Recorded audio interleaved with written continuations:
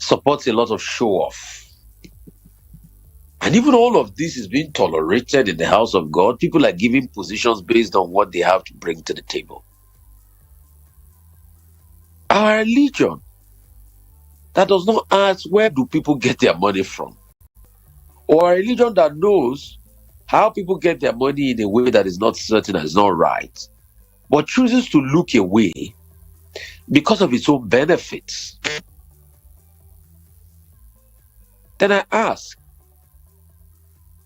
do we truly love the God we profess? Because if we truly love the God we profess, why is it that there's an increase in religion, but there's also an increase in wickedness? Why is it that there's an increase in religion, but there's also an increase in wickedness? I mean, when you check the Abrahamic religion, there's been a real proliferation, but it doesn't also stop people for having a real proliferation in the common level of wickedness in society. Then you ask, what's going on? Make it make sense. What's the practical understanding as regards people? Because you see, the way people practice our so-called religions today, do they know that some people died for their faith as Christians? Have they heard of the story of the likes of the Polycarps of this world and some other great writers and thinkers that had to die for professing their faith?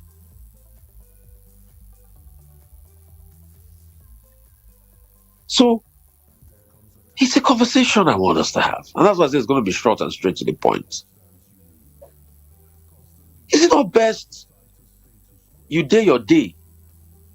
Rather than say you profess God, but there's no renewal of your hearts.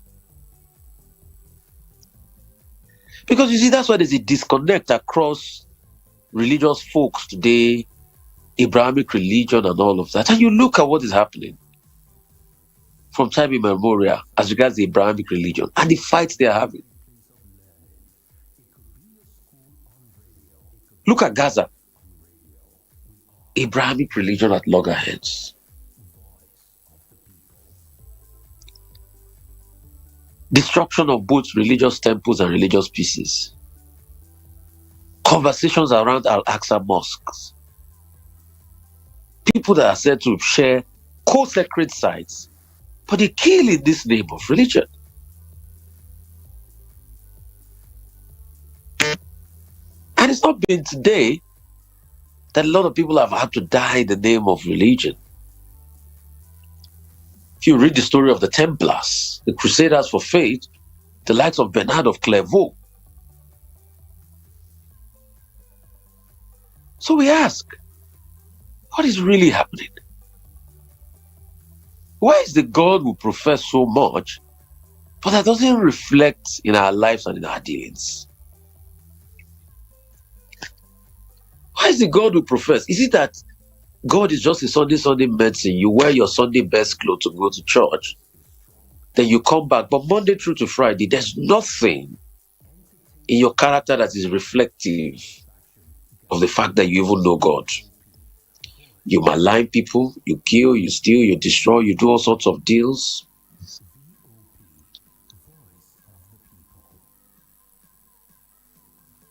You do all sorts of things. The other day, we saw somebody that went to profess God in a church, and we saw what happened afterwards. And even with sharing testimonies, it's a form of glorifying oneself these days. People use sharing testimonies in church as a way not to celebrate God, but to be able to show off that they have achieved a level of fame and all of that. So everything in the body of Christ even has become a contest.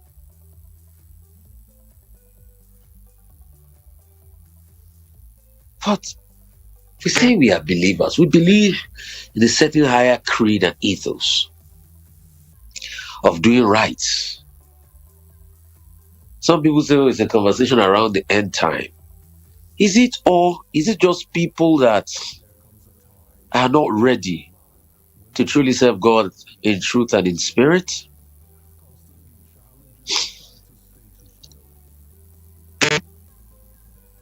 Because you now wonder what is happening to the society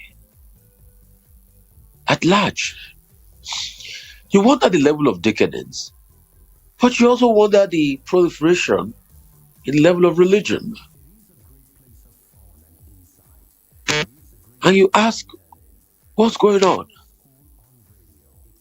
with our psychology, with our mentality, with the capacity of the things we claim we profess?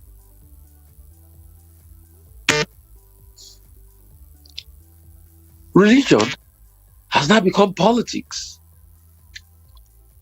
We look at the last election, all sorts of people saying God said what God didn't send them. Many years ago, Majek could be Fashake. Right? Majek Fashek sang a song, said, religion is politics. Today it's become full blown. About over 30 years ago, well, Majek could be Fashake sang that song. We had not had these elections.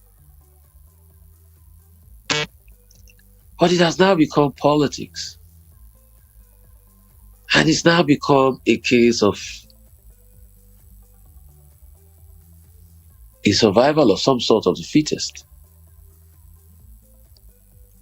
Then you wonder, what's going on in the world? We are mixing religion with every form of paganism. We are the ones that are quick to say, ìgbàgbọ́ ò ní ká má ṣáájò. But we forget that we have now have a religion that is a clear mix with paganism.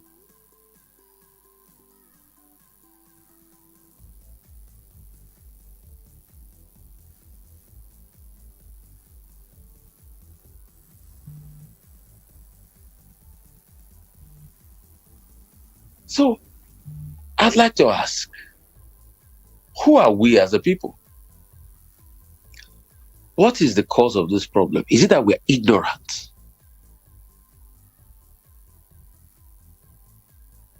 Or religion is now a reflection of what our society truly is? Because you see, I know religion takes some form of adaptation. It takes the adaptation of what is pervasive in the society. Is that why we are having all of this? Then can we truly ask ourselves the salient question of how can we truly make our religion not just a Sunday thing, but let it characterize every area of our life?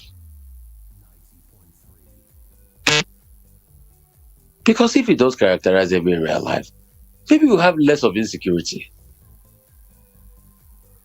Because somebody was saying the other day about how criminals were praying, God, give us successful operation.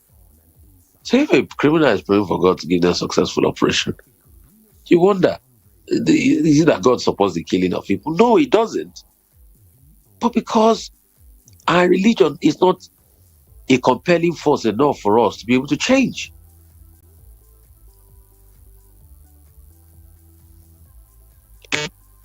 That brings a lot of questions about who we are. What are our convictions?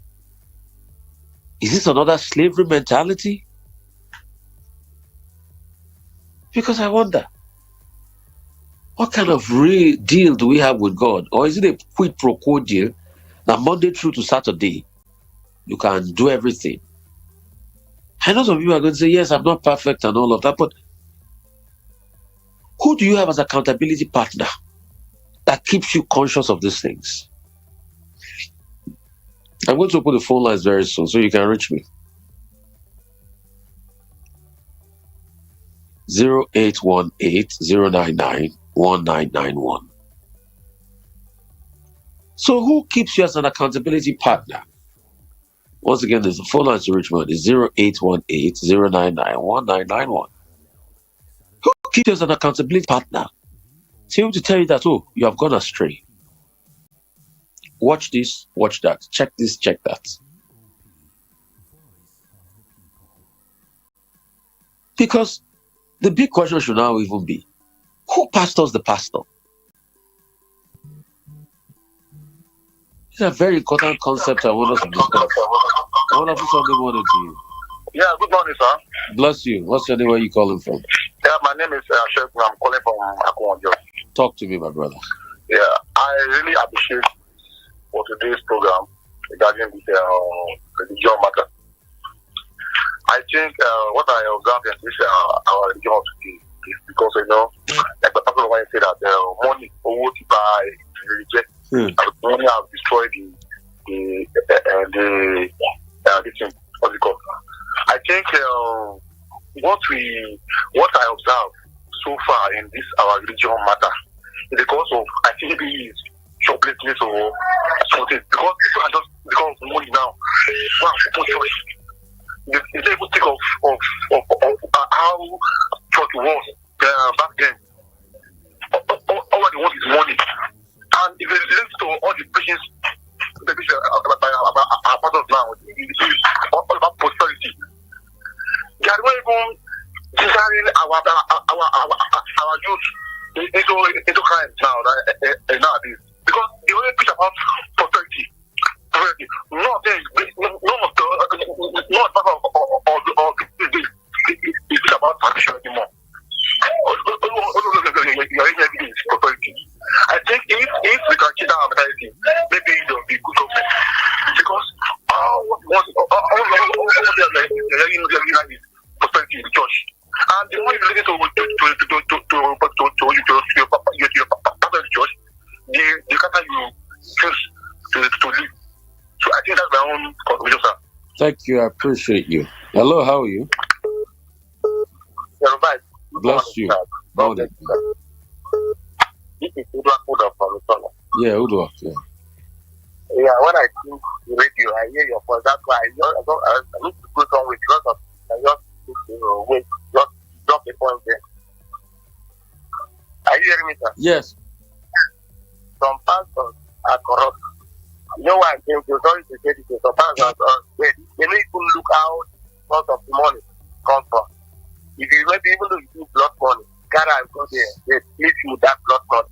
But if you eat, for example, I guess there is one of my friends in there. When you use, I don't know how the money take off. Maybe when you also from them, give them like last year for their church 25 bag of rice, where like some of their people, they that you need to take care of them. But after that one, you just sleep for beer parlor together, you just carry women here and there. And so when pastors do they just collect money from them, maybe as how money they come, just that they want to take for that point where I want to drop the point. Okay. Yeah, we've been able to say, yeah, people are corrupt, pastors are corrupt. Human beings have always been corrupt from time immemorial. But the question is, why is it that with the increase and the expansion in religion, Christianity or Abrahamic faith, why don't we see a general conversion and permeation into the lives of people? Because, you see, we need to introspect deeply and remember that this so-called faith we profess today, people died for them. Hello. Hello, how are you? Good morning, sir. I'm doing well. My name is Charles. Good job, John. Where are you calling from? Just from Mother. Good. Bless you. Thank you. You said it all. The right good memory lane. The part newspaper with Fola Ojo. He said they pray, kill and pray. He said if a nation qualifies to be kept in stone in the Guinness Book of Record of World Record regarding prayer, Nigeria will easily pass for the prayer capital of the world. You see, the same group of people, they go to church, they go to mosques. Is it the same group of people that are corrupt? They occupy high places in the church and in the mosque. So where are we? can't ask myself. So I'm asking, why is it that despite all this religion and position in the church, mosque, Abrahamic religion, it doesn't change our perception? We are. Is it that church has not become a social event that the word of God we hear does not change us? So when I don't know what the pastors and the what you call them that is the image what they preach to them in the mosque and in the church. You know, remember, look at the issue of the central bank former central bank governor Godwin Emefiele. With the Bible. Oh my God. You said it all. God bless you. Thank you so much. Bless you. Hello. Hello, good morning, sir. Bless you. This is Chapago calling from 06. Great to have you all the way from Muro, Edo State. Talk to me, my brother. Yeah, regarding to the issues of religions and other things, the main reason that brought this country or this continent as a whole to this level is now. Because when you see religions, you don't see fairness and truthfulness in it. Because we Africans, we turn it to business, so we are trying everybody to try to separate religion from truthfulness. Because religion is something that is not supposed to bring into country that this is a country because we don't need it. Because this country is full of other cultures. People think it Christian and other things that compromise their framework. Thank you. I really appreciate you. Thank you. The question now should be, how are we going to change this? Is it that we have forgotten the ethos of this same religion that we profess today that other people had to die for based on their convictions?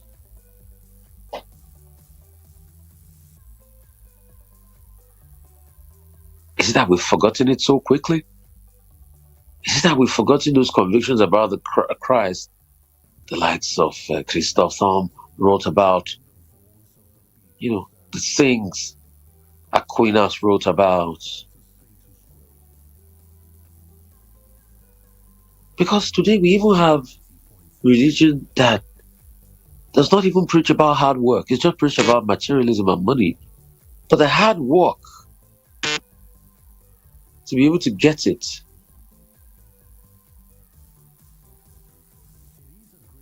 we don't even preach about that. And the message is on podcast already. Please. Rufai Speaks podcast. You can go there to listen to it again. It's also streaming live on YouTube, Voice of People 90.3 FM. It's also live on terrestrial radio, live from Rufai City on Facebook. And also, we're going to have a recap on vonewsng.com. We're also going to have a recap on Instagram, Rufai City on Instagram. Then how can we bring back this old-time religion, as it were? How can we bring back a true revival? I remember that we used to have something called revival. A revival of lives. How can we bring it back? Because one thing is certain, it does need a revival.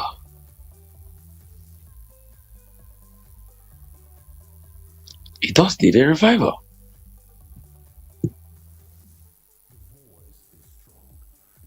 A revival that deals with the capacity of being able to change the dynamics of humanity.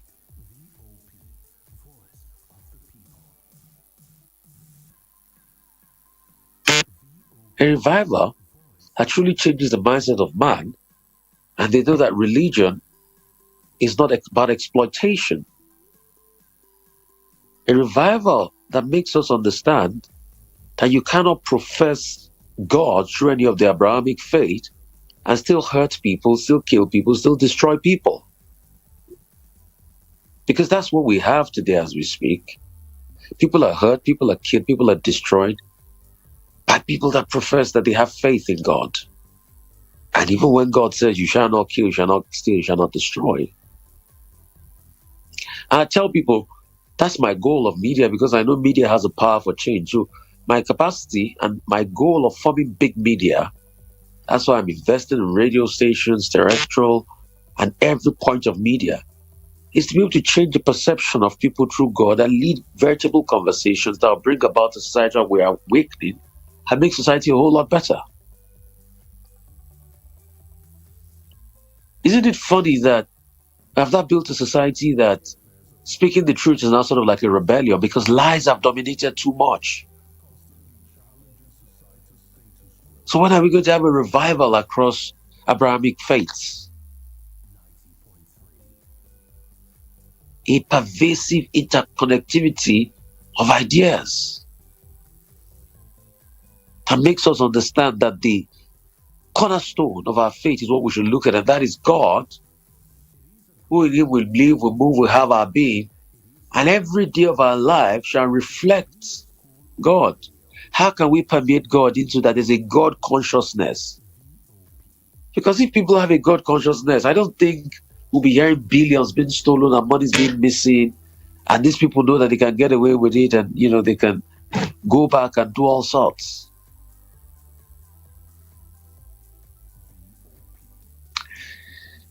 I'll take the last tranche of calls now because I'm going to wrap up really early today. Then we have a couple of other messages and words lined up for you. But before then, we'll play some music. And I've sent Dozie a song to play. It's a new song from my sister, my very good friend, Gloria Brymer. She's got a new song out. Goodness me. It's been about 10 years or thereabout, close to 10 years, over 5 years I've been playing wonderful songs from her. I remember when she had the powerful song Miracle Walk Around, but she's called this Rivers of Joy, and she sent it to me, and I've been promoting. And please, if you have gospel, great inspirational songs, sent to me, I'll help you promote on this platform. So we're going to try to play that song today, and we're going to also play messages and talk about African renewal. But I'm going to wrap up before then. So please, you can call us up 0818-099-1991. 0818-099-1991. Because we really need to think hard and long and deep about our mentality on the African continent and how we exhibit religion. Apologize, I'll not be staying too long today. I'm a little bit under the weather. I'm not feeling great, very unwell, still traumatized, but God is able. And I know God is great.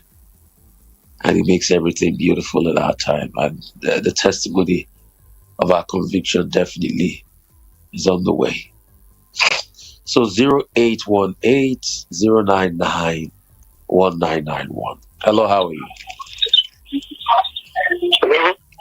Wonderful Sunday morning. God bless you. 0818-099-1991.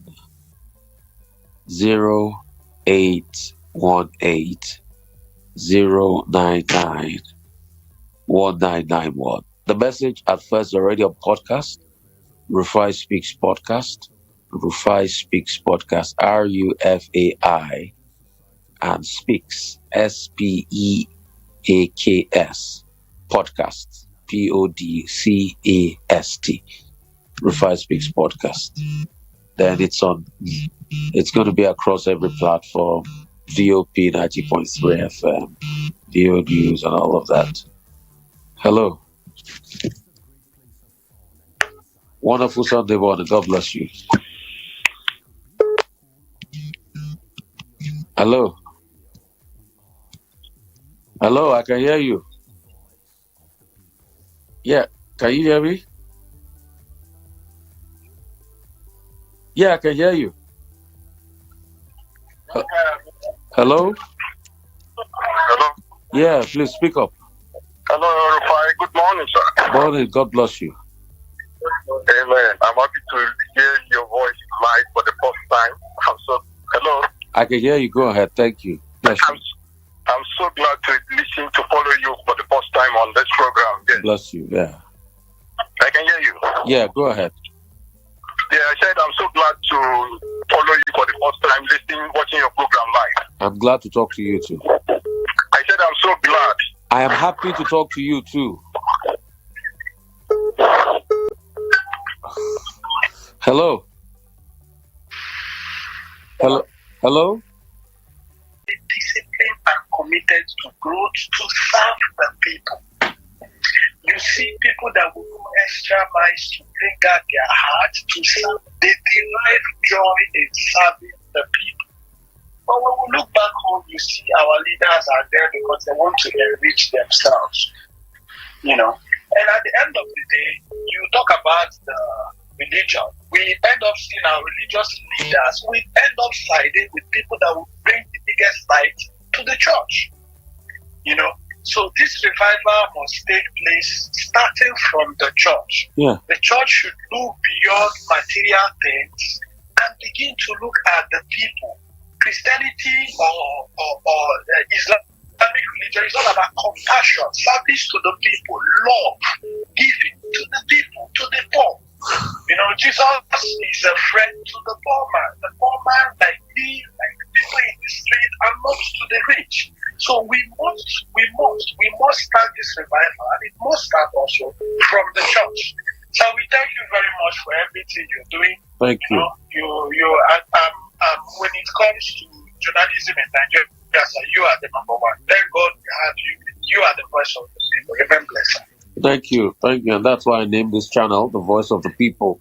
Because you see, and what I'm starting today is a revival. It's a revival. We need to have a revival and a consciousness about what we truly profess. Hello, how are you? Hello. Great to have you. Oh, good morning. Morning, bless you. Yeah, this is people calling. Yeah, where are you calling from? I'm very happy to meet you this morning. Where are you calling from? Where? I am calling from Lagos. Where in Lagos? Island. Where in the island? Victoria Island. Okay, go ahead. Please turn up the volume of your radio set. I'm not close to my radio. Okay, I'm go back from there. Yeah. Yeah, Usani, the issue there is getting about our youth.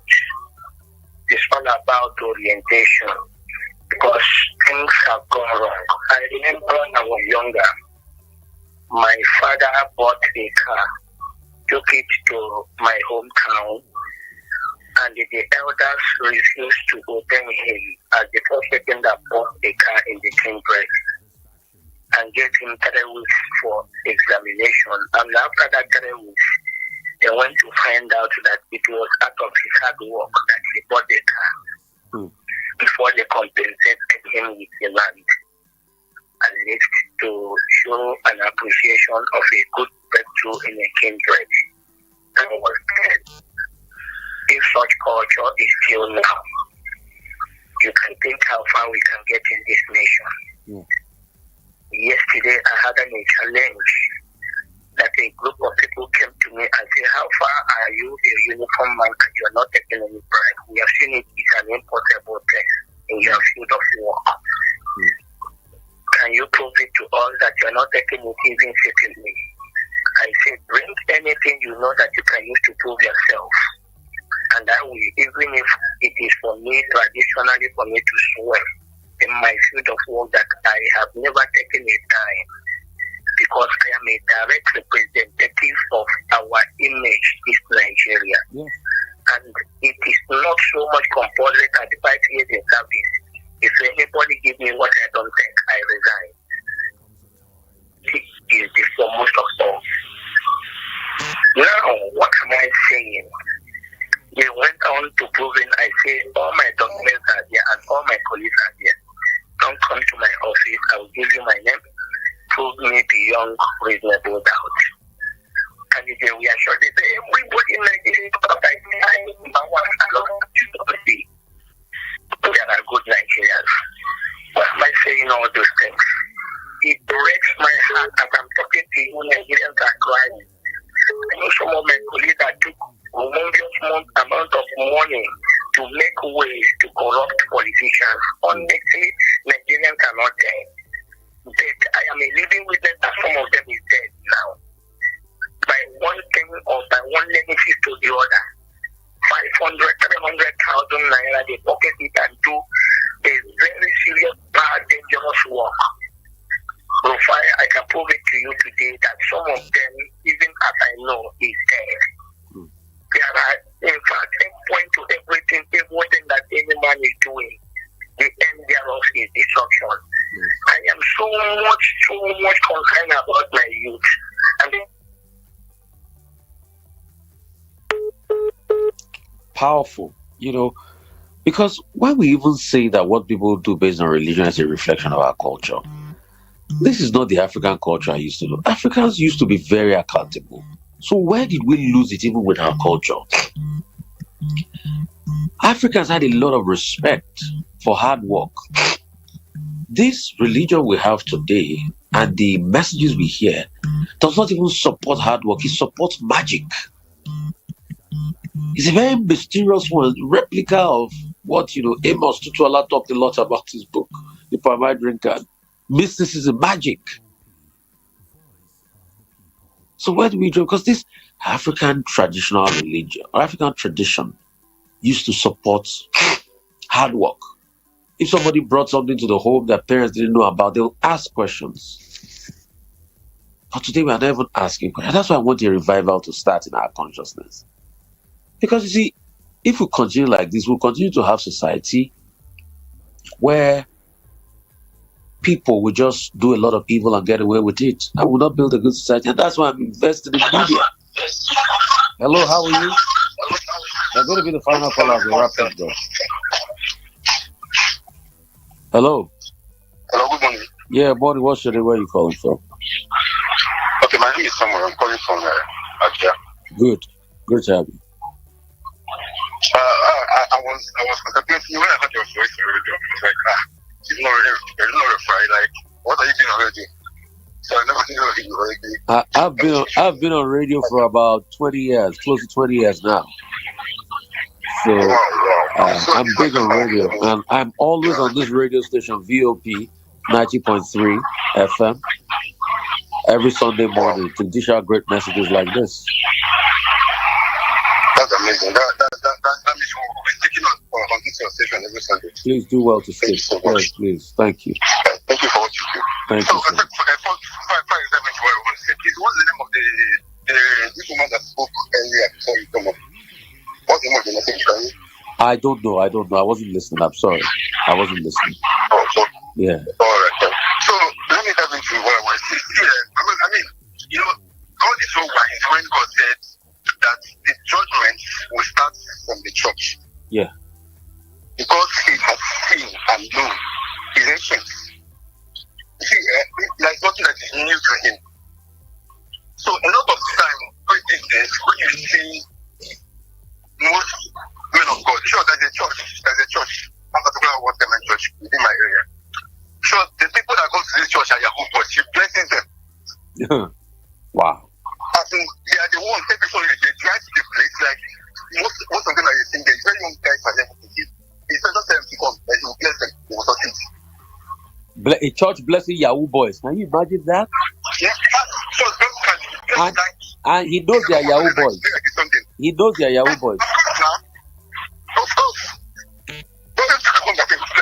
So it's getting, let's even call it the Nigerian stuff for Africa. I don't even know how to pattern it. Or end time, as we said earlier, I don't even know, but it's becoming like integrity is being fixed out of the thoughts of many people. There is no humanity again. A lot of selfishness. There is no love of God. That love, the love of God, love of God, I will not do this, is lacking in the Christendom and even in the religious subvention of Nigeria these days. Whereby people will be selected not based on merit, but based on what, or giving offers even in church, not based on merit, but based on what they can contribute financially. thinking of where is he? What is this person doing? I remember when I was a little, when I was still growing up, if they want to give you something, you use a newspaper an offer thereabout. We have to see that this person we are giving this title is merits what he or she is trying to collect. But these days is what you can offer. Very Okay? true. The money you can be able to bring. Thank you so much. The revival has started today. I pray God of revival visit our churches, visit our mosque, visit all homes of Abraham religion, visit all homes of religion everywhere. Let the revival of good heart, good nature start. In Jesus' name we pray. Amen. We'll play that song from Gloria Brymer after this. Then we also play a couple of other messages and insights I've prepared for you. I'm going to be here every Sunday, impacting people. That's why I'm in media, to impact people and impact the next generation. And God will continue to bless and lift and glorify you in every area of your life. It is well with you. You are blessed. You're highly favored. The message is again on Rufai Speaks podcast. You can also get it on the website VOP 90.3. You can also get it on my Facebook page, Rufai, and you can also get it on VO News NG. Go follow VO News NG on YouTube. You can also get it across board and on my Instagram page. God bless you. It is well.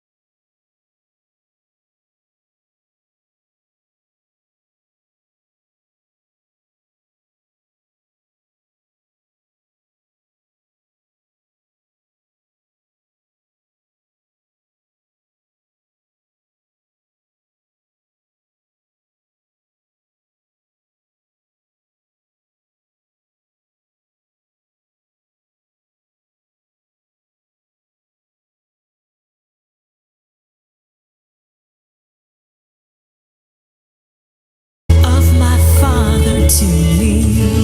Rivers of life, rivers of joy, rivers of peace. Real quickly, great to talk to one of the people once again. My name is Rufai, and I'm sharing great insights of life. And this is something that I've been working about for a long time. It's great to share that insight and help you tremendous level. This is entitled The Sacrifices. That I'm not sure what it is. I've got about 10 episodes coming up in the series. This is short message. And this is very important. So this is called The Sacrifice of Vision. And it has been said that for every vision God has given to you as a person, you need that same level of sacrifice to make it work. God gives us myriad of visions from generation to generation. Since the very start of the world, God gives us gathered. So it has been said that there is a sacrifice that carries that vision. Whatever God gives you that commandment to be able to follow, it's handed your vision to make the vision a reality. So Jacob said, I want you to be tremendous, I want you to be successful, I want you to affect lives. He will tell you that he will never finish, he will keep you. And that's something very important in the sacrifice of vision. The sacrifice of vision is laid down in the commandment sector. That's what every vision put man on. And it has been said very strong. And if you listen to what we do with you shall get the vision, you shall get the capacity to actualize the vision, and you cause other people to suffer. Because every vision given to you is not about you alone. It is more about the times not you that are teaching the vision. So in other words, you are just a conduit through the channel of the vision. It is not you performing the act. And a clear understanding of this comes with grace. That vision with life. So when God gives you a vision, it's for the 1,000 people attached to it. And just like when God gives you the partnership, he says, if I just want you to see what you can do about it, it's for the thousands of people that will be a part of it. The sacrifice of vision is what life is. And then you will look at what you should do about it.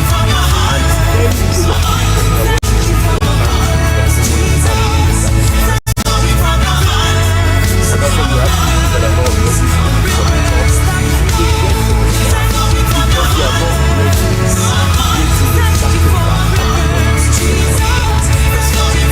For every level in life of service, for every height you need to go to,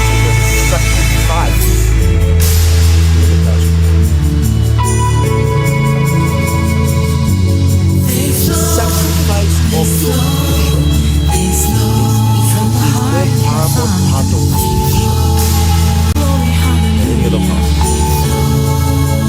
But we live in a society where people are not concerned from the pegs of the vision rather than the sacrifice of the vision. I tell people, I don't trust a man that doesn't have scars to show. Little wonder, there is no accidental success in life. Every accidental success is a failure. Real quickly, great to talk to wonderful people once again. My name is Rufai, and I'll be sharing great insights as regards life. And this is something God has been putting in my heart for some time, and I've been working about on this for some time, and it's great just to finally to be able to share that insight now and help people out and help people get better and help people go to that tremendous level they want to attain in life and glorify the name of God. So this is going to be titled The Sacrifice Series, and I'm going to be sharing lots of insight. I've got about 10 episodes coming up in the series of just short messages, 10 minutes each and things like that. And this is very important. This is wonderful. So this is called The Sacrifice for Vision. And that's why God will show you things. And it has to be said that for every vision God has given to you as a person, you need that same level of sacrifice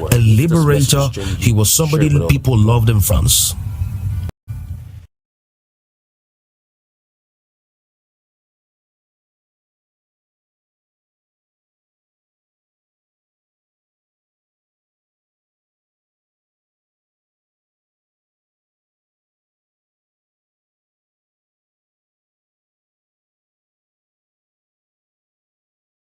that mistake that becomes too costly for you to get out of. Online and free for everybody, as well as Mr. Strauss-Kahn had been making mistakes with women over the years, so be sure to register. but there was just one mistake that he felt were other mistakes too. That was too hard for him to get out of. And that was a mistake he made with Sefulutu Muhammad, the chambermaid in a hotel in York. Mr. Strauss-Kahn had just resigned his position as the chairman of the IMF, International Monetary Fund, wonderful position, had global traction. And officially, he wanted to fly to France that day to officially declare his intention to run for presidency under the socialist platform, which he would have won easily with no hassles. As a Roots Tech team recently, we were. And he came out of his toilet room. He saw this maid Safina to Muhammad. He winked at her. He tried to force himself on her. He had been doing it long ago. Before I was born, he that the name of Africa comes from a Roman general, and changed the world for his. And only God knows what happened there. But fast forward the story, Dominic Strauss-Kahn, the chairman of the IMF, a very powerful man, was about to board his flight from America to France, and police officers said he will not board that plane, and they brought him down and imprisoned him. And since then, it's been a proliferation of activity. I was with a French lady then, and she cried so badly that France has lost a liberator. Carrying on that legacy my grandpa started. So She wailed out and wept as the BBC announced that Dominic Strauss-Kahn had been arrested. Mansa Musa was said to be one of the richest and also look forward to what and kind he of took a lot of legacy you want to wealth everywhere. As a result of that, the case started back and forth. He was put under house arrest, court cases here and there. That had He stopped Dominic Strauss-Kahn's presidential ambition. The first 1,000 people to register for the And we all know the story afterwards. This continued over Another the unknown man, and this resulted in François Hollande, ran under the socialist platform and finally became president of France. So be sure to join us. there was Go a to proliferation of rootstech.org, mass find murder. out Dominic all the Strauss-Kahn Proliferation was that of president France never poverty had, helped We are so swing, excited to see and you. things Can't became pretty wait. much because he very forgot difficult that the for vision was for God And I'm just going to fast and not forward about to himself. the So he 1800s. lost out. Imagine the number of The people 1800s Dominic where the Strauss-Kahn would have colonial masters helped came, and the soil continent if he with finally large became the swaths president of land, France. It was and a they numerate, invaded an intellectual to the core, had blazing before, ideas. you know, Imagine the number of 1800s, people who have helped and brought out of poverty. 1600s. The Portuguese made Today, the first unemployment is incursion, still rife in France. and after the Portuguese There's made still a the first lot affecting the incursion, French economy. they decided to go one step further. Other people came, and all of this But culminated just into because of 1 minute mistake, against 9 Berlin he ruined a Conference, long where destiny. Africa as a He cannot continent run was for shared political without a positions single again. The Africa scandal being is there, seated. everywhere in the world. In we all know fact, the all the story work he about did at the Leopold IMF, of nobody Belgium remembers with the Dominic sizable Strauss-Kahn again portion just for of 1 Congo minute. So you as have another to land of understand that the So the problem of sacrifice Africa of has been staying away around from for things a that very long deter your time. vision And it had been a problem of matters a great misdirected deal. leadership, a lack of understanding of self. Are you ready to make that bushwhacking, sacrifice today? colonialism that has helped I'll keep swing sharing insight over like the this. Keep years. watching this space. And It's going to change your world. continuous and If it's this constant. message has changed you, share it with other people. And we only thought that the fight for independence was going to change all of this. Pretty much some countries got there early. Liberia in the 1920s. And some other African nations started fighting from there. And in our country, Nigeria, the fight was on. The likes of Nnamdi Azikiwe, Jaja Ajachukwu, and some other great patriots like that that constantly fought for independence that we had. And that culminated into a 22-year-old Anthony Anahoro moving the motion for the Declaration of Independence for Nigeria. So a lot has gone wrong in Africa. And the story of Nigeria pretty much relates to all the story, the 4 big brothers in Ghana. And finally, they fought so hard before they got their independence in 1957. Sini, I'm But excited 1960 was a doing this melting video. point for Africa. This is the beginning lot of of an African African countries, Rising well over 20 series. of I will them be got sharing their great independence ideas, that year. great thoughts about the development and Cape to upliftment of Cairo, Africa charted here. new And of cost course, for we'll itself, also be new cost sharing for very development, amazing ideas, and they were ideas ready that to move in that revolutionize your direction. world and that get you started in life to be able to But achieve the admirable vestiges of success in colonialism everything you didn't do. do them. So today, I'll be talking about And as we all why know, Africa when a is system backward. It's going brings to you span up, for about 15, 20 it's not minutes. just about And the it's going to help system a lot of bringing people. you up, but it's a system affecting your Truth of the psyche. matter is, so colonialism over Africa the as a years continent constantly goes way affected back. the African psyche. and had constantly ruined the African way psyche. back to the hundreds of 200 as a result BC, of this, where you had the conquest of Africa. And in fact, a lot of people do not know that the name of Africa comes from a Roman general, General Africanus. Hannibal was a great man, that ruled over Carthage and some other parts of Africa. And when Hannibal was conquered by General Africanus, the name of the continent, the entire continent, was changed to Africa. Justice and development. As a respect for the man that had conquered the continent. In Africa, and since so then, it's been a proliferation of wars, and how they could still constant fulfill wars the here and mandate there of the colonial across masters. empires. So what they do, the first set of leaders, constant from wealth Nigeria being to squandered like we had in the Timbuktu fighting the war of region of colonialism because they had Africa, not discovered self and they had not where understood self. Mansa Musa was said to be one of the richest emperors. So the likes of Lopez and the And he took a lot of wealth everywhere with him until Timbuktu was invaded. So Timbuktu became just a land in the first 5 that years. had nothing. And most of the African countries that used to gained be the independence in hub of the 1960, continent. in the first 6 or 7 years of their nationhood, had a This lot of continued problems. over the years, Still brought into civil and war. this resulted in the development Nigeria had its of a system where a Ghana lot of had a things went situation that wrong. was near civil war after Kwame Nkrumah There was a left proliferation when in the mass military, murder. There was a came in. proliferation in death. Poverty held sway, and this things became pretty much pervasive. This very was a difficult for the pervasive African problem on ground continent. in Africa. And I'm just going to fast forward to the Some countries went 1800s. under. The likes of Central The Africa, 1800s, where the Bokassa colonial went masters under. came, and they saw a continent with large swaths Idi of Amin land, came into Uganda, and they invaded and it. in the case of Uganda, just like in Nigeria, Maybe before it is still about tribalism the 1800s, and colonial the 1600s, strife. 1700s. There was still a big fight about the Buganda Portuguese made the kingdom. first incursion.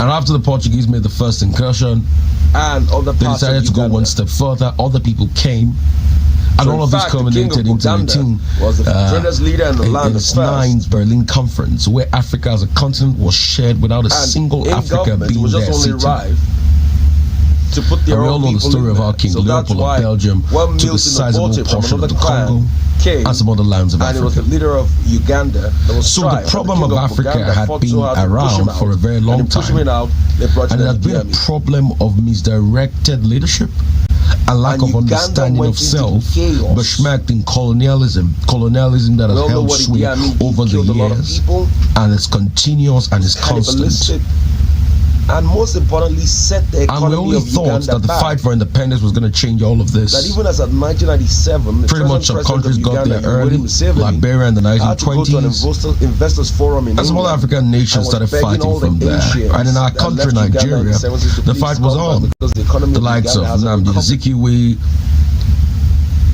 Jaja Ajachukwu, So that's the some story other of great Africa across patriots the like years. that constantly fought for A lot of independence that we had. potential, but less And that culminated into a 22-year-old Anthony activity as regards Nahoro development. moving the motion for the Declaration of Independence. A lot of strength and capacity to be For able to Nigeria. build, but at first the 60s. So a lot were has not gone wrong in moving, Africa. despite the fact it was a swinging 60s, because we're held And the story of Nigeria pretty much by relates leaders to all that the were story trying of to the four find the big brothers ideology in and find a Ghana. new mindset for Africa. So it was a big Finally, they problem fought so hard across before they the board. got their independence in 1957. And this was pervasive. But It was in the 1960 60s was a and melting point 70s for too. Africa. You had the rice A lot of fight in African Liberia, countries, the well rice over 20 of riots, them got their independence where that a lot year. of people were protesting the price of rice and From things Cape like to Cairo, that led to Africa another charted a coup new in the course for 70s itself, a and new the course for 80s in development, Liberia. and they were ready to move in that direction. It's pervasive But across the the land. vestiges of colonialism didn't leave them. And after this first set of colonialist leaders came, And as we all know, And they left. when a system brings you there up, was no adequate succession it plan is not because it just was a about the fight that system mostly bringing pushed you most of up, them but it's a out. system affecting your So what psyche. happened? So colonialism over the years had It led constantly to another affected the African wave of psyche militarism in Africa. and had constantly ruined the African psyche. And this militarism cost a lot. And as a result Cost a of lot this, of rancor, cost a lot of strife.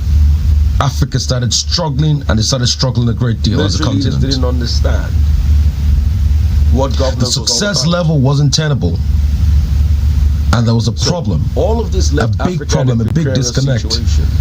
as regard merging success and equitable justice and development. Landmass and mineral resources. So the first set of leaders in Africa were so concerned about personal gains and how they could still fulfill the mandate of the colonial masters. So what did they do? The first set of leaders from Nigeria to all the parts of Africa, they were fighting the war of colonialism because they had not discovered self and they had not understood self. And in my subsequent so the likes of Senegal, the likes of Kwame Nkrumah, the likes of Nnamdi Azikiwe and Tafawa Balewa's. But Africa started missing it wrong. They struggled so hard in the first 5 years, and most of the African countries that gained independence in 1960, in the first 6 or 7 years of their nationhood, had a lot of problems, and this problem snowballed into civil war. The problem of Dutch disease and preferring Nigeria had its civil war. Ghana had a situation that was near civil war after Kwame Nkrumah left in the 70s when the military came in.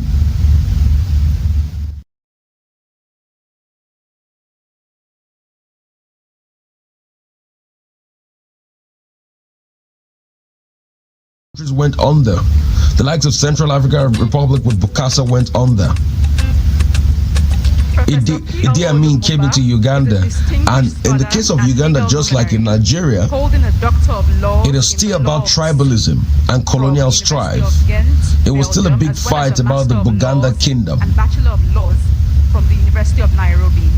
He has received honorary and other parts of Uganda from the University of Cape Town. So in fact, the king of Buganda was the greatest leader in the land at first. From Bells University of Technology here in Nigeria. And in government, it was just only right to put their own people in there. So that's why when Milton Obote from another clan came, and it was the leader of Uganda, there was strife, and the king of Buganda fought so hard to push him out, and in pushing him out, they brought in Idi Amin. And Uganda went into chaos.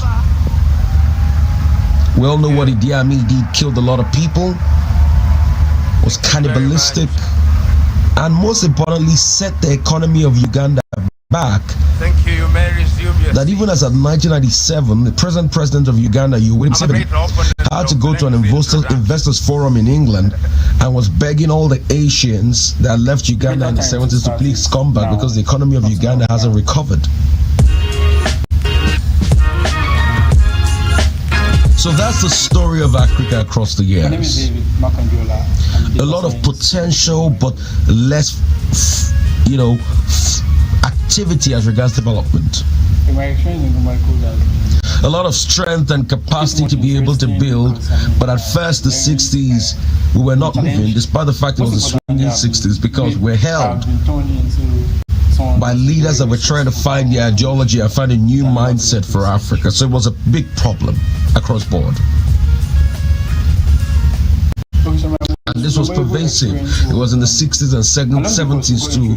You had the rice fight in Liberia, the rice riots, where a lot of people were protesting the price of rice and things like that, that led to another coup in the 70s, in the 80s in Liberia. It's pervasive across the land. And after this first set of colonialist leaders came and they left, there was not adequate succession planning because it was a fight that mostly pushed most of them out. So what happened? It led to another wave of militarism in Africa. And this militarism cost a lot. Cost a lot of rancor, cost a lot of strife. To listen to our presentation. Military leaders didn't understand we would be talking to ourselves. What governance was all about. There is a sense in which so all of this left Africa in a precarious situation. If it is the history, Congo is said to be the richest country in terms of landmass and mineral resources, but Congo is the poorest country in the world as we speak, one of the poorest. Congo has the worst air flight record, that has been spoken to, amidst other things. If it is So, in this video, I've been able to trace the antecedents of Africa. I've been able to look at what has happened, and in my subsequent videos, I'm going to be creating solutions as regards the problem of Africa and understanding personal development.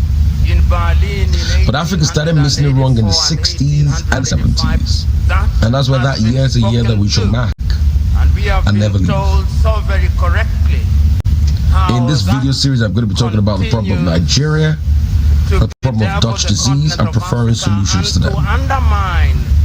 If you love this video, share it. Those of you who are students of history will remember is that in 1963 in Addis Ababa, Ethiopia, and in 1964 in Cairo, Egypt, the debate Professor P.L.O. Lumumba is a distinguished scholar and legal luminary, holding a Doctor of Laws in the Law of the Sea from the University of Ghent, Belgium, as well as a Master of Laws and Bachelor of Laws from the University of Nairobi.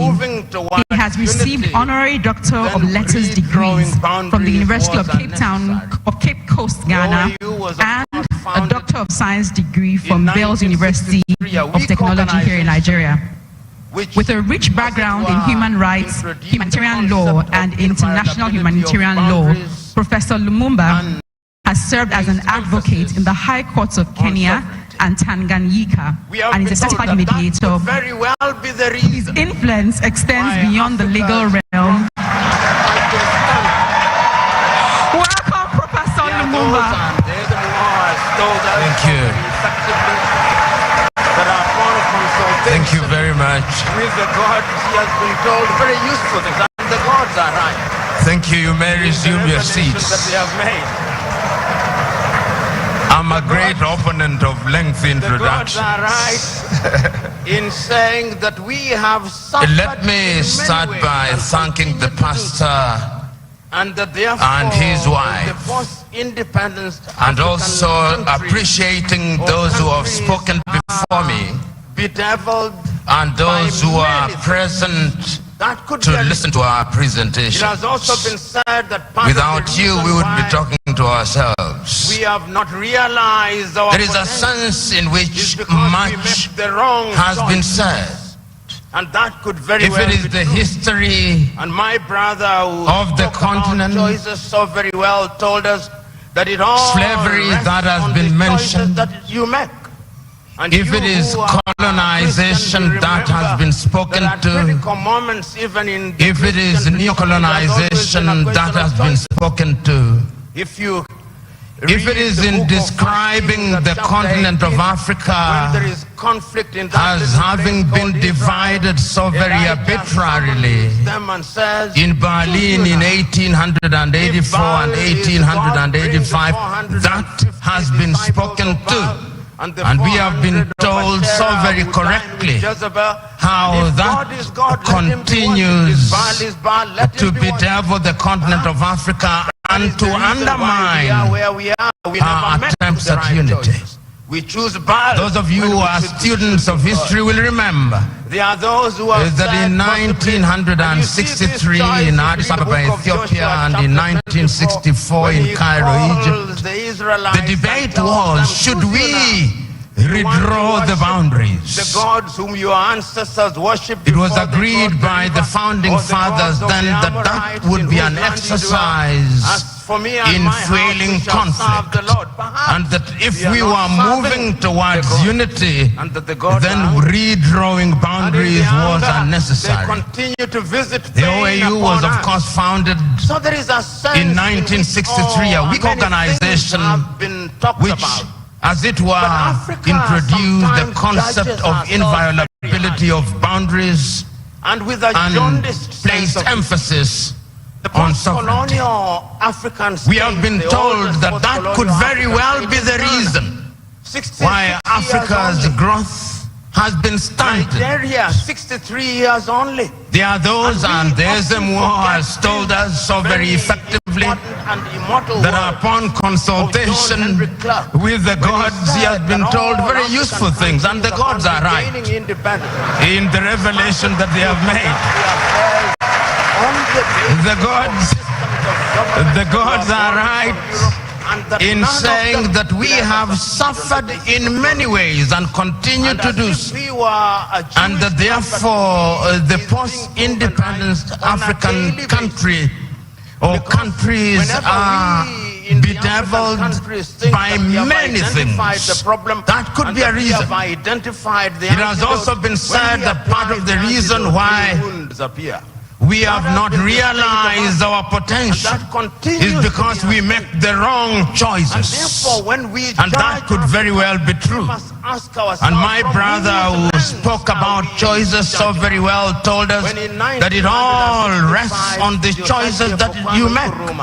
And you who are Christians will remember that at critical moments, even in the Christian tradition, it has always been a question of choices. If you read the book of 1 Kings at chapter 18, when there is conflict in that little place called Israel, Elijah summons them and says, choose you now. If Baal is God, bring the 450 disciples of Baal and the 400 of Asherah who dined with Jezebel. And if God is God, let him be worshipped. If Baal is Baal, let him be worshipped. Perhaps that is the reason why we are where we are. We never make the right choices. We choose Baal when we should be choosing God. There are those who have said possibly, and you see this choice if you read the book of Joshua chapter 24, when he calls the Israelites and tells them, choose you now.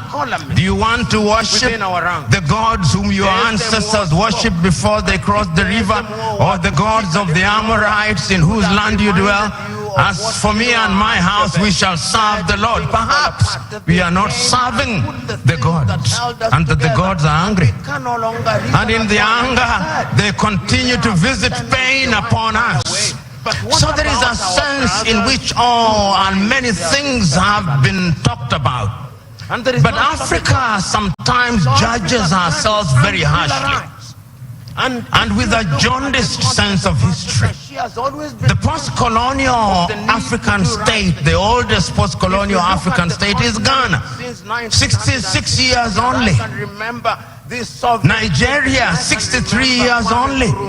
And we often forget these very important and immortal words of John Henry Clark when he said that all African countries, upon regaining independence, started to conduct their affairs on the basis of systems of governments that were borrowed from Europe, and that none of them will ever succeed on the basis of borrowed systems. And as if he were a Jewish prophet, he is being proven right on a daily basis. Because whenever we in the African countries think that we have identified the problem and that we have identified the antidote, when we apply the antidote, new wounds appear. That has been the state of Africa, and that continues to be her state. And therefore, when we judge Africa, we must ask ourselves, from whose lens are we judging Africa?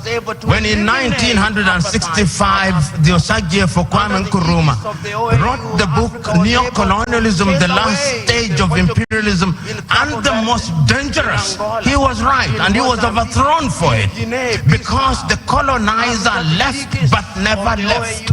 And if you have any doubt, see what is happening in Niger, in Guinea, in Burkina Faso, in Mali. They are alive and well. And Africa remains the only continent in the world that is still referred to as Francophone, Anglophone, Lusophone, and now we are beginning to even call it Russophone and Sinophone and Indophone. There is a sense in which we must never forget this, so that when we are judging Africa, we ought to judge her on the basis and upon the realization that the headwinds that stand on our path are numerous, and that there is no shortage of fifth columnists within our ranks. The SMO spoke, and if the SMO were to speak a little longer, he would have reminded you of what Chinua Achebe said in Things Fall Apart, that they came and put the things that held us together, and we can no longer reason as one. And he said, we may have sent the white man away, but what about our brothers whose minds they have infected and infested? And there is no shortage of them. So Africa can and will arise. And if you look at the continent of Africa, she has always been conscious of the need to do right things. And if you look at the continent since 1963, and I can remember this so very vividly, I can remember Kwame Nkrumah in 1957 on the 6th of March saying, the freedom of Ghana means nothing if the rest of Africa is not free. He says the same thing in 1958. He repeats the same thing in 1960 in Casablanca, Morocco. He repeats it again on 25th of May 1963 in Addis Ababa, Ethiopia, where he tells the 32 heads of states gathered there, we must live here with one army. We must live here with one currency. We must live here with one foreign policy coordinated. And I even suggest that we can have a capital. And I suggest Bangui in Central African Republic because it is the most central. But we listen to him now. After that, of course, we have had our gains. Under the aegis of the OAU, Africa was able to eliminate apartheid South Africa. Under the aegis of the OAU, Africa was able to chase away the Portuguese in Cabo Verde, in Angola, in Mozambique, in Guinea-Bissau. Under the aegis of the OAU, Africa was able to chase away the apartheid regime in what is now Namibia and the Ian Smith regime in what is now Zimbabwe. Let us not judge ourselves too harsh. We have made our mistakes, but sometimes it is proper, as my sister said, that we see half full glass rather than half empty. We must not debilitate ourselves by constantly bashing ourselves and looking at Africa from jaundiced eyes from Europe and America. And I'm suggesting to you, we have and will continue to make our mistakes. Look at Africa and the decision that she has made for herself over the years. As early as 1980, Africans sitting here in Lagos, Nigeria, came up with the Lagos Plan of Action.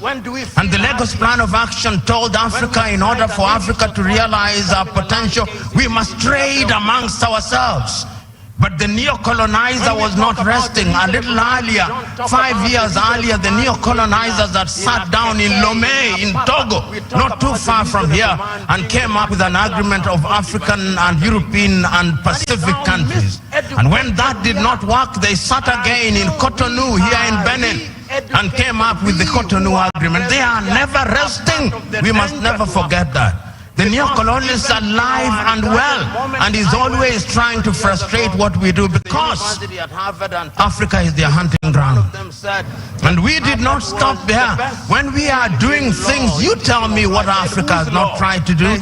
In terms of the airspace, we agreed in Yamoussoukro, in La Côte d'Ivoire, that we will open our airspaces in 1988.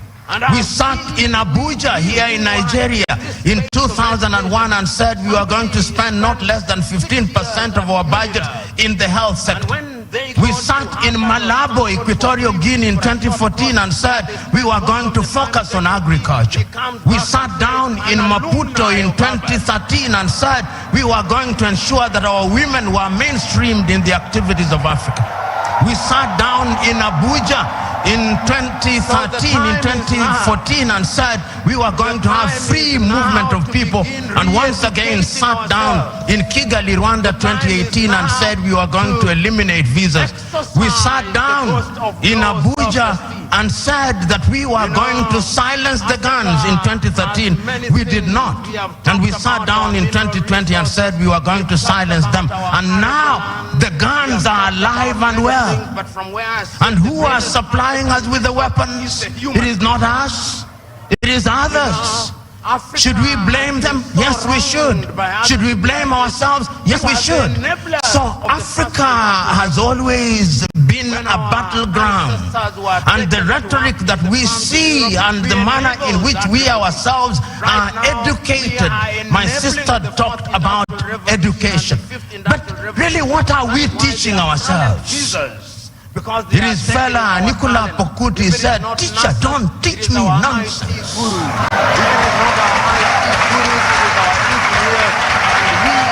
And I'm suggesting to us that most of us, including most of us who are here, we are so very thoroughly miseducated that what we must do is to unlearn the burden that we have in our mind. Those of us who are lawyers, when do we feel happiest? When we cite an English authority to determine a land case in Abeokuta. What he does is to convert. When we talk about the reasonable man, we don't talk about the reasonable man in a keke, in a papa. We talk about the reasonable man being the man in the Clapham omnibus in London, England. That is how miseducated we are. And until we are re-educated, we who are present here are part of the danger to Africa. Because even in our unguarded moments, I went several years ago to the university at Harvard and talking to students, and one of them said that Harvard was the best school in law, in teaching of law. I said, whose law? Nigerian law? Ugandan law? Zimbabwean law? They can only be best in teaching their law, not ours. And I've seen we who are in this space of education, somebody spends 6 years at Unilag, and when they go to Harvard or Stanford for 3 weeks for a short course where they spend most of the time taking tea, he comes back and says, an alumni of Harvard.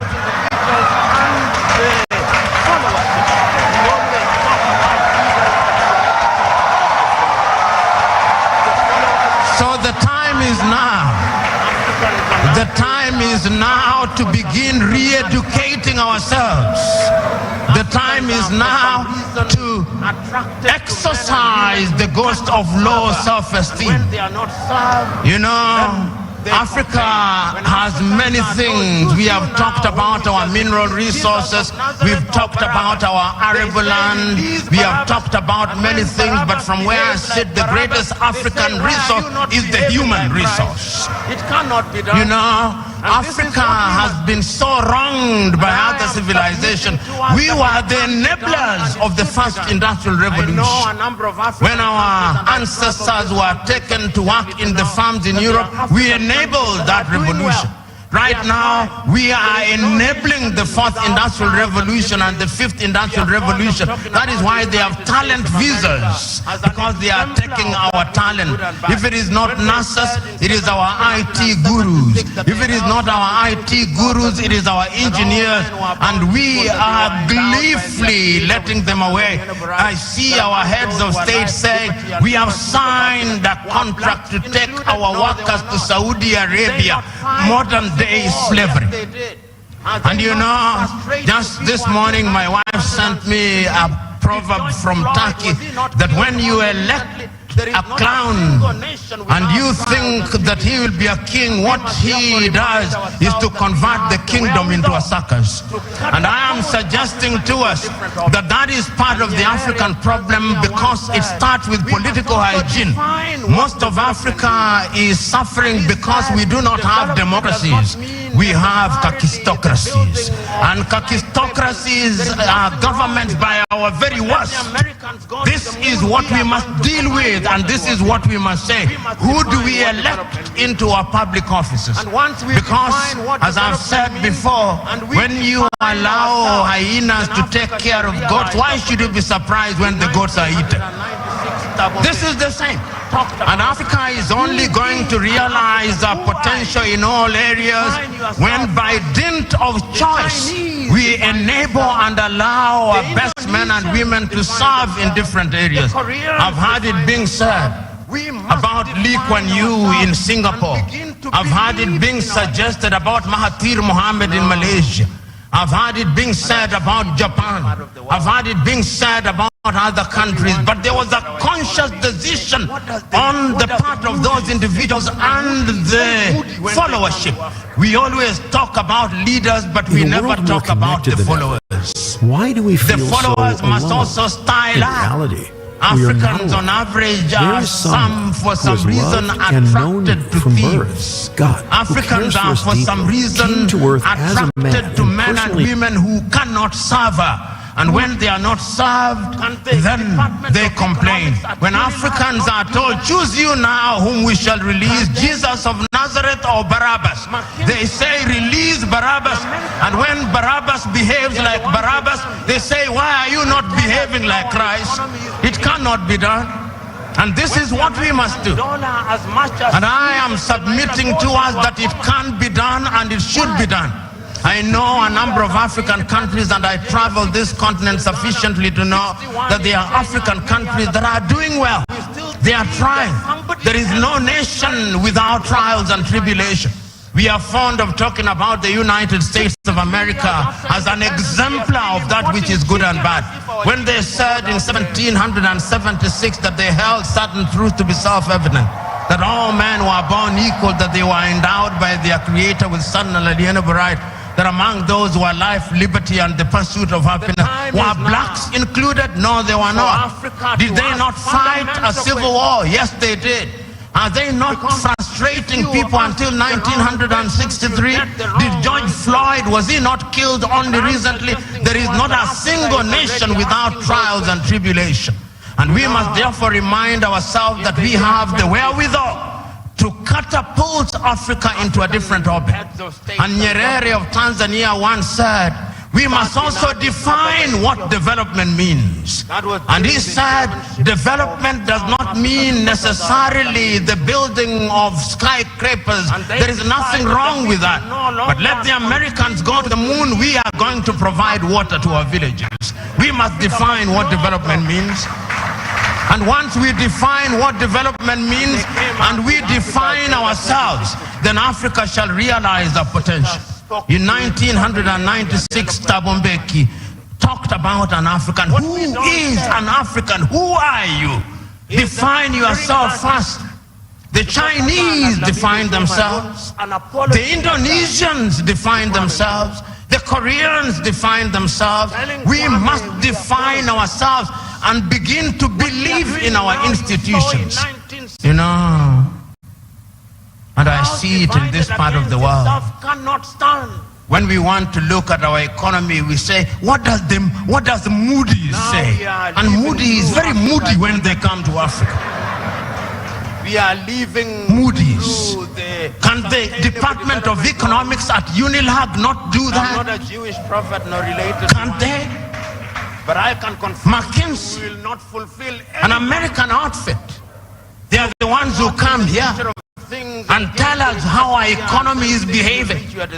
You cannot. When the American dollar as much as sneezes, the naira goes into a coma. So the time is now. Why? 63 years after independence in Nigeria, 66 in Ghana, 61 in Kenya and many other countries, we still believe that somebody else's currency is what must define us. We are going to trade amongst ourselves. In 63 years after independence, we are still importing chicken as if our chicken forgot how to lay. Europe at around 70%, North America possibly 65%, Asia now going to 60%, Latin America going to 65%, Africa 20%. The time is now for Africa to ask fundamental questions. Because if you ask the wrong questions, you'll get the wrong answers. Look at Sudan. And I'm suggesting to us that Africa is already asking those questions.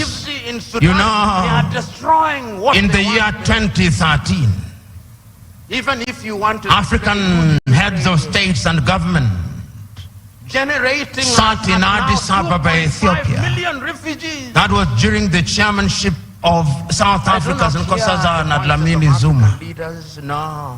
And they decided that we can no longer continue to live in this muck and mire. Africa must know progress. And people are dying. And they came up with Africa Agenda 2063. My sister spoke to it so very ably and eloquently and passionately. Have not gone to school for the last. What we don't say is that during that week, Nkosazana and Dlamini Zuma wrote an apology letter to Kwame Nkrumah. In the Democratic Republic, telling Kwame we apologize. Armed groups What we are doing now, you saw in 1963. Minerals are being taken away. A house divided against itself cannot stand. African Republic the same, Libya the same. Now we are living through Africa Agenda 2063. The African Union. We are living through the Sustainable Development Goals. One agenda item. And I'm not a Jewish prophet nor related to one, but I can confirm to you we will not fulfill any one of them. You cannot, in the nature of things, engage the reverse gear and then think you'll reach your destination. You cannot. And that is what most African countries have done. So the time is now, as the cliche goes, when you are in a hole, you stop digging. And Africa must stop digging. The question of governance, we are going nowhere. And if we stop digging and we look at what we have, Africa Continental Free Trade Area says that we are going to trade amongst ourselves in the world. Africa trades ourselves at best at 20%. Europe at about 70%, North America possibly 65%, Asia now going to 60%, Latin America going to 55%, Africa 20%. What must we do? Africa can rise and Africa will rise. Stop certain things that stand in our way. Conflict. By prayer and fasting. Look at Africa as I speak to you. We must pray and fast. Look at Sudan. Because for the last 2 months there is no economic activity in Sudan. They are destroying what they once built. Even if you wanted to trade, who do you trade with? He had to fight the generating us at now 2.5 million refugees. Go ye and subdue the world. I do not hear the voices of African leaders. No. The kitchen where they make their silence is eloquent.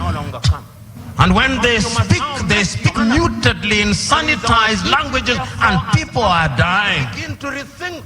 Children who ought to be vaccinated in Sudan are not getting vaccinated. There is a saying here in your neighborhood in Cameroon, children have not gone to school for the last many years. So when we are doing these things, we must remind ourselves. In northern Mali, the country is divided de facto into two. When my good sister was in the Democratic Republic of Congo, 120 armed groups. Yet it is the busiest airspace in the continent of Africa. Minerals are being taken away to Europe and America. But when you came to the Central African Republic, the same. Libya, the same. We shall be assumed into heaven. Several months ago, I wrote to the chair of the African Union and all African heads of state and said, convene a meeting with only one agenda item. What can we do to save Africa from this slide? Only 4 replied. Brethren, that is the state of the continent of Africa. We must deal with the basic things. To ask ourselves, then what do? We must solve conflict. Beyond the rest, we must change our governance. And what is because if we don't deal with the question of governance, we are going nowhere. Africa has become a continent where after every election there is conflict. Because the pursuit of power is a cutthroat competition where throats are actually cut. When the SMO was here and he consulted the Arabs, he discovered that we have a problem in that direction. And that the sooner we resolve that, the safer we will be. Africa can rise and Africa will rise. But it's not going to rise by prayer and fasting. We must pray and fast, but it will not happen. Because the last time I checked, even those of you are believers, when Abraham was taken from Ur of the Chaldeans and given Canaan, it was not on a silver platter. He had to fight the Canaanites. He had to fight the Philistines. That is the nature and of divine instruction. Go ye and subdue the world by the sweat of thy brow. The kitchen where they make manna was closed. Manna will no longer come. Because you must now make your manna. And it is our duty therefore as Africans to begin to rethink the younger generation. $100 billion US dollars.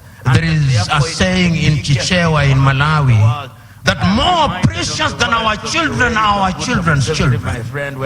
So when we are doing these things, we must remind ourselves that we are doing for this generation and generations yet to be born.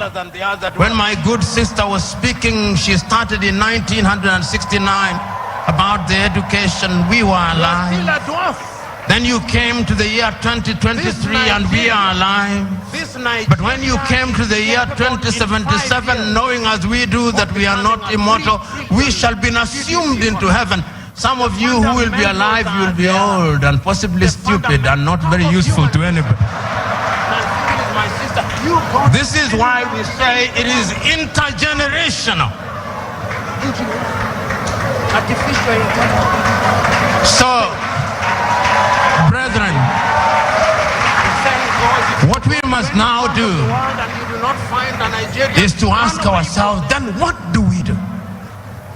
Because there is nothing to beyond the rhetoric. What do we do? It is this Nigeria. And what is beautiful in Africa now, not only in the continent of Africa, is that there is a consciousness.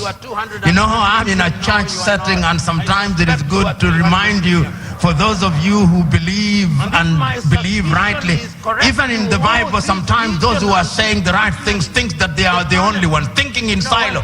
You remember Elijah going and saying, but Lord, I'm the only one who has not bowed to Baal. He was told, no, there are 7,000 others. And as I travel across Africa, there are 7,000 others.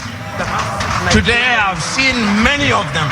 Today I've had the honor and privilege of listening to many of them. One enlightened more than the other. One more passionate than the other. Talking about what we can do.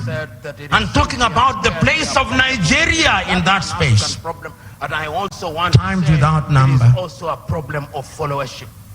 I've talked about Nigeria and reminded Nigerians that the day you become great, that is the day Africa becomes great.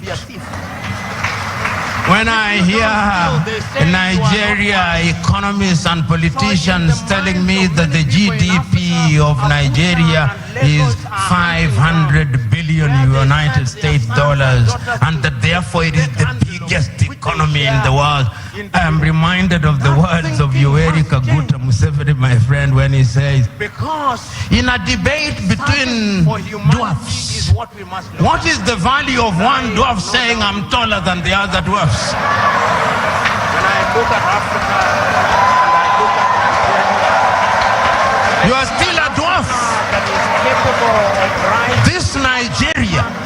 This Nigeria is capable in 5 years of becoming a 3 trillion GDP economy. The fundamentals are there. The fundamental talk of human resource.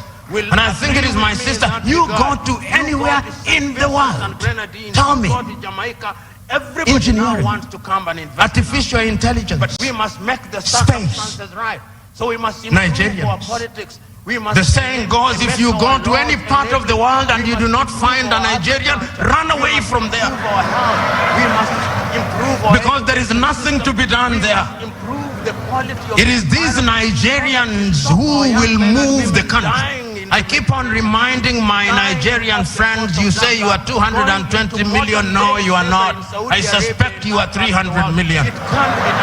And if my suspicion is correct, you owe this region and this continent the talent. You know, when people talk about instability in Nigeria, I ask them, can you handle refugees from Nigeria? Can you? You cannot. They'll overwhelm the entire West Africa. So it is in African need, genuine desire that Nigeria remains great and becomes great. All the ingredients are there. Writing in 1983, Chinua Achebe, in his book The Trouble with Nigeria, said that it is simply and squarely a problem of leadership. That is an African problem, and I also want to say it is also a problem of followership. Before the Ezemwe started speaking, he talked about what is expected of him in the village. When you are appointed into a public office in Africa, they actually expect you to be a thief. When Kwame Nkrumah told us, and if you don't steal, they say you are not wise. So in the minds of many people in Africa, Abuja and Lagos are hunting grounds where they send their sons and daughters to take antelope which they share in the village. That thinking must change, because service for humanity is what we must look at. And I have no doubt in my mind that Africa can do it. When I look at Africa and I look at Nigeria, I see an Africa that is capable of rising because our sons and daughters now present in the continent and even in the diaspora. You go and see the Africans in the diaspora, whether they are in Antigua and Barbuda, and my good friend here, the ambassador of Antigua and Barbuda, Wallace Williams, Trinidad and Tobago. Seen South Korea do it. We have seen China do it. We are seeing India do it. We can see Indonesia doing it. We have seen Vietnam after the war doing it. And within the continent of Africa, there are other examples.